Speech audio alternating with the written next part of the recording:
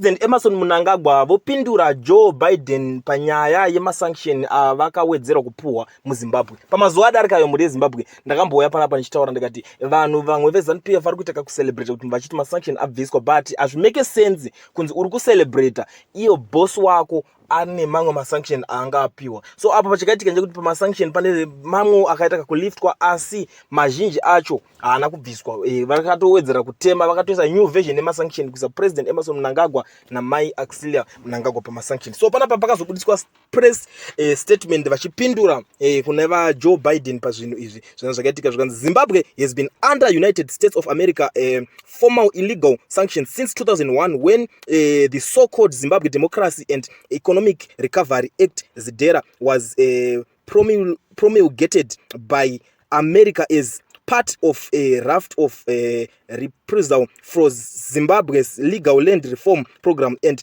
as an open and frontal challenge to Zimbabwe's sovereignty as a fully fledged independent African nation under the United Nations Charter that happens Act, which the United States of America passed unilaterally and outside the confines and auspices of international law and the United Nations respectively, was given effect through a series of equally illegal executive orders by successive presidents of the US, by which the US government sought to make laws and punitive policies for a sovereign African state with which it shares neither common geography nor history and against which it has no defensible illegal case. All those measures were illegal and unjustified. Then they remain so to this very day and until they are unconditionally dropped. The announcement 2 days ago on the 4th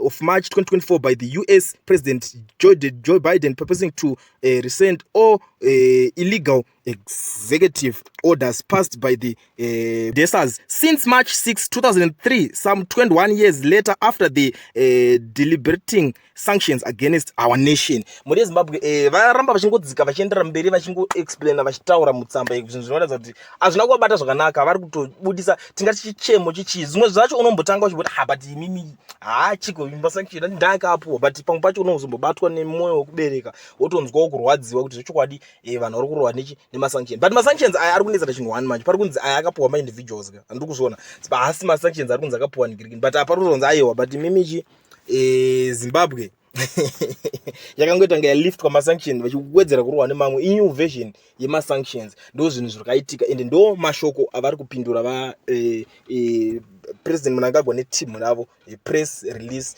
yapuhwa vachitraya kunzwisisana, vachitraya kupindura kusvitsa mashoko kuna va Joe Biden. Pamwe zvichida vaBiden vanganzwa tsitsi kana kuti vangadzora moyo nekuti vatoti kubva kudhara makangotorwa nemasanctions aya imimi kubva 2001 chokwadi makangotorwa nemasanctions asiri pamutemo atori ma-illegal sanctions, but munenge muchingoti dzvanyirira kakutibatirira kamunenge muchiita. Muri yeZimbabwe ndo nyaya ndaona ndakawenda kakubatirai pana pasanyaya meditation pachannel yenyu. Kana uchingotanga kusvika pana peri first time yako ndangachikokumbirisa usabve panapa usina kusiya something like kana usati wasubscribe, you know what to do. Kusubscribe akubhadhariswe mahara. Tosangana pane zvinotevera. See you in the next one.